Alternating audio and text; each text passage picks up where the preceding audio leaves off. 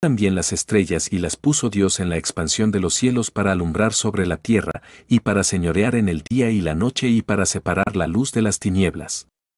Y vio Dios que era bueno, y fue la tarde y la mañana del día cuarto. Aquí es cuando ya uno viene, pues, a darle forma, propiamente dicho, a la iniciación cuarta, cuando ya viene, pues, propiamente dicho, el poseer ese vehículo de la mente, cuando lo viene a cristificar en la gran obra, y eso es importantísimo. Y entonces esas señales que se ven arriba, el sol, la luna, las estrellas y toda esa cuestión, se refiere a la sabiduría hermética, porque en el mundo de Nesach es el mundo de la sabiduría hermética, ahí es donde encuentra uno el conocimiento hermético. De manera que resulta muy interesante eso del cuarto día, que tiene que ver con la cuarta iniciación.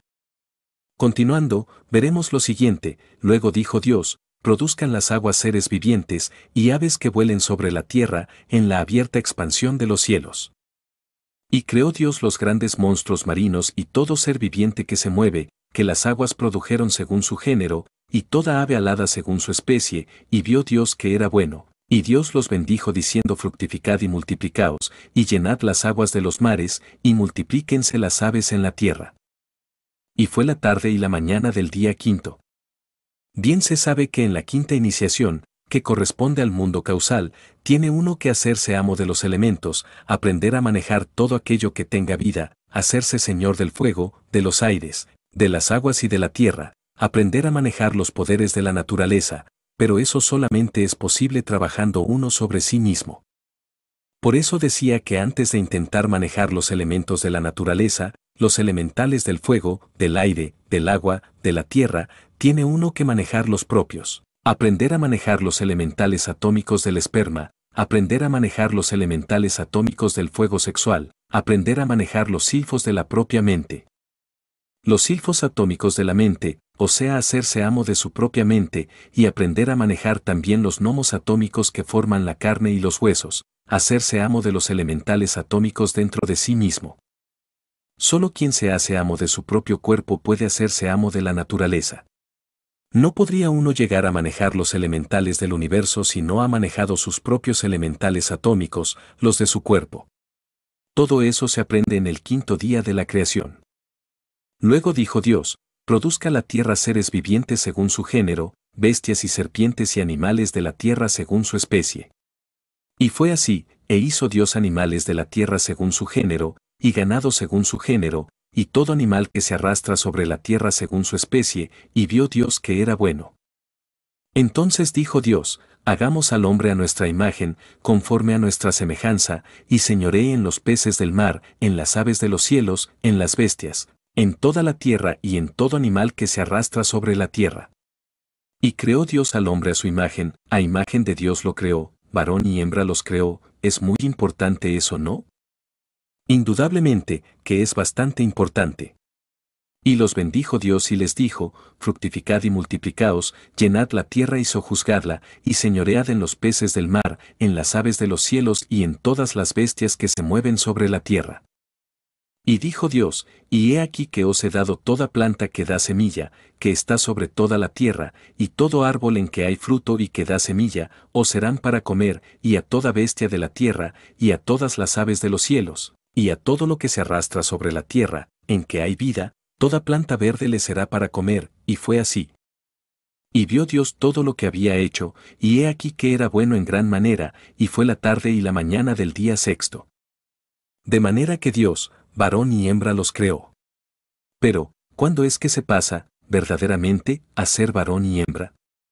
¿Cuándo es que se fusionan los principios masculinos y femeninos de la seidad? Téngase en cuenta que ese es el trabajo del sexto día en alquimia, pertenece el sexto trabajo, en que Budi, la valquiria, después de haberse desposado con el caballero, con el alma humana, se fusionan mediante el fuego, integralmente. Entonces queda el hombre andrógino perfecto. Sí, pero perfecto, varón y hembra, con poderes sobre el fuego, sobre los aires, sobre las aguas, sobre la tierra, y sobre todo lo que es, ha sido y será. Es el último día de la creación. Fueron acabados los cielos y la tierra, y todo su ornamento. Acabó Dios en el día séptimo la obra que hizo y reposó el día séptimo de toda la obra que hizo. Y bendijo Dios al día séptimo y lo santificó, porque en él reposó de toda la obra que había hecho en la creación. Cuando se hace el séptimo trabajo, el séptimo día de la Semana Santa, la obra queda consumada, consumatum est, todo se ha consumado, entonces es la suprema entrega del Espíritu al Padre. Más tarde, en el octavo día, el Padre resucita en el Hijo resucita el Padre, se levanta de entre su sepulcro de cristal, después de la resurrección de los muertos, pero ese trabajo todo, en sí, forma la Semana Santa.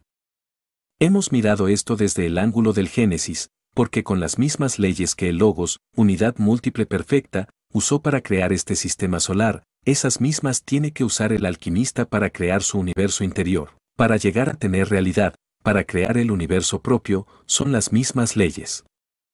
Al trabajar uno con la alquimia, está trabajando con las mismas leyes con las que el Creador creó el universo.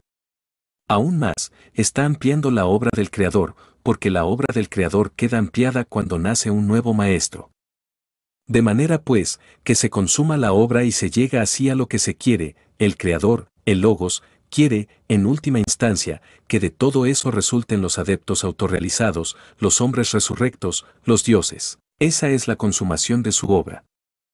Ese Génesis está íntimamente relacionado con el Apocalipsis de San Juan, con los 7 sellos, como con las 7 trompetas que cada ángel va a tocar. El iniciado, cuando recibe la iniciación de Malkut, incuestionablemente rompe el primer sello, cuando pasa por la de Yesod rompe el segundo sello del libro sagrado, que es el hombre, cuando pasa por la tercera iniciación rompe el tercer sello, cuando pasa por la cuarta rompe el cuarto sello, cuando pasa por la quinta rompe el quinto sello.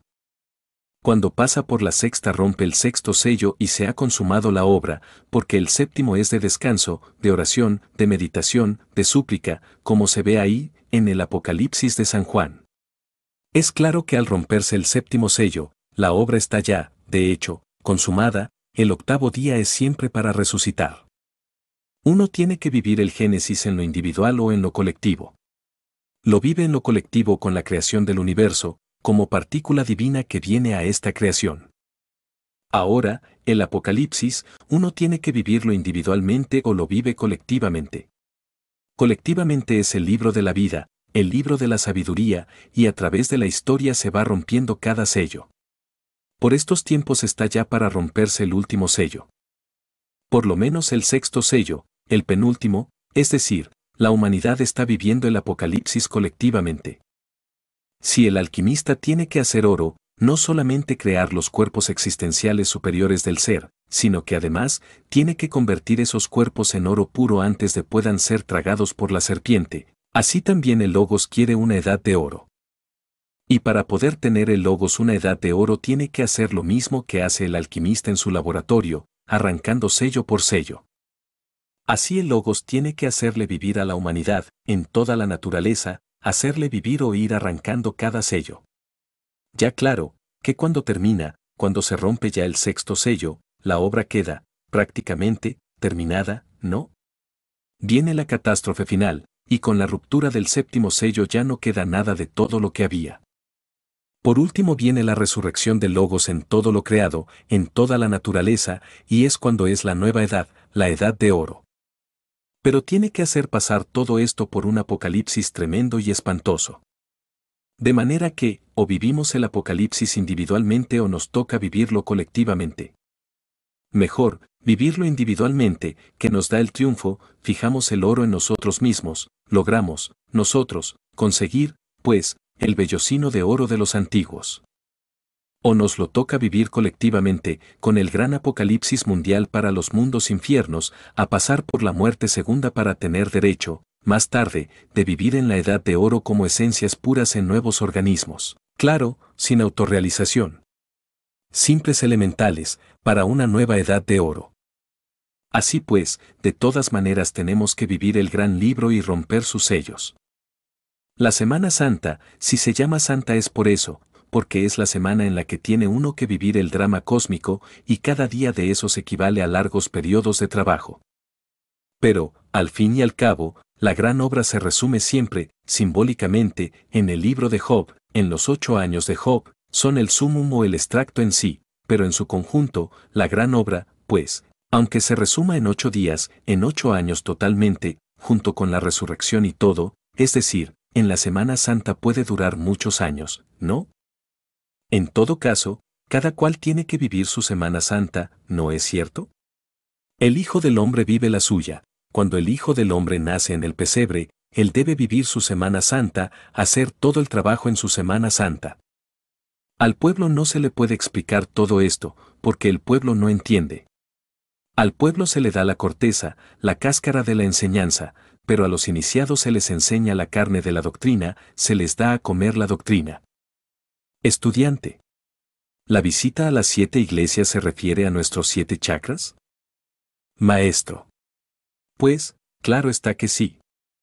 De manera que el cristianismo tiene 2 aspectos, el cristianismo exotérico o público, para el pueblo, y el cristianismo esotérico o sagrado para los iniciados. Estudiante. Venerable maestro, para hacer conciencia de nuestro trabajo, quiero preguntaros, si el Bodhisattva, aunque sea caído, tiene que formar el cuerpo de la voluntad consciente, o sea el cuerpo causal, para que entre Tiperet. Maestro. Bueno, el Bodhisattva, siendo Bodhisattva, pues, no tiene por qué entrar a crear el cuerpo causal, puesto que se sabe que es un Bodhisattva, es decir, el alma humana de un maestro. Ya se entiende que esos vehículos los creó en el pasado. Empero, tiene que encender el fuego en sus vehículos, restaurar el fuego en cada uno de sus vehículos y después regenerar el oro en sus cuerpos. Conseguido eso, pues, el Bodhisattva se levanta. Pero bien, no yendo tan lejos sino empezando por la base, diríamos que después de haberse encendido el fuego en cada uno de los vehículos, después de haberse restaurado, dijéramos, el principio ígneo en los cuerpos físico, vital, astral, mental y causal, si el Padre quiere, si es su voluntad. Puede enviar a Tiperet a nacer en el establo interior. Pero entiendo que esto es una gracia del Altísimo, porque alguien puede haber alcanzado, repito, la quinta iniciación del fuego, y sin embargo, no por eso, el niño, que lleva a la Divina Madre en sus brazos, haya penetrado en sus vehículos, en el establo. Empero, si se le anhela de verdad, si se quiere trabajar por la humanidad, pues se puede conseguir que el Hijo del Hombre venga al mundo, y si es la voluntad del Padre. Estudiante. Venerable Maestro, concretamente, el alma, cuando un iniciado tiene formado el cuerpo causal, ¿logra entonces la formación del alma humana, o Tiperet es el alma humana? Maestro. Pues el alma humana, propiamente, está en el mismo causal, ¿no? Una fracción del causal es lo que constituye el Bhuttata, la esencia. En el Bodhisattva, pues, ese Bhuttata o esencia es el embrión áureo ya organizado. En todo caso, debemos tener en cuenta lo que ya dije al principio, y que es demasiado sutil, que fácilmente se presta a confusión la cuestión aquella del cuerpo causal y el Tiperet crístico. Es tan sutil y fino, que puede uno equivocarse, puede uno confundir la gimnasia con la magnesia. El Tiperet, o sea ya, la expresión viva del Cristo íntimo, se halla muy correlacionada, pues, con el causal, con el alma humana, viene a formar parte íntegra con el alma humana, pero cuando es la voluntad del Padre, cuando el Hijo del Hombre viene al mundo. Creo que ya lo han entendido ustedes, aunque es muy fino esto, porque resulta que hay que tener una mente muy elástica, muy dúctil y muy receptiva para poder entender esto. Estudiante. Bueno, en síntesis, maestro, para lograr la iniciación de Tiperet, ¿hay que tener los vehículos solares? Maestro. Pues, incuestionablemente, si uno no posee los cuerpos existenciales superiores del ser, no podría jamás alcanzar la iniciación de Tiperet. Estudiante. ¿Cuál es el origen de nuestra esencia, maestro? Nosotros que deseamos levantarnos, ¿por qué no lo hemos hecho antes? Maestro. Bueno, con el mayor gusto voy a dar respuesta a todo eso. La esencia viene de la Vía Láctea, estoy hablando en síntesis, llega al Sol y luego, por último, penetra en la naturaleza. En principio se manifiesta como un simple elemental primigenio, ¿no? Asciende a través de las etapas mineral, vegetal y animal hasta penetrar, por último, en el cuerpo del humanoide o del mamífero racional. Es claro que la esencia necesita convertirse en el embrión áureo, necesita trabajar para crearse los cuerpos existenciales superiores del ser y transformarse en bodhisattva. Cuando la esencia no logra, pues, su cometido en el primer ciclo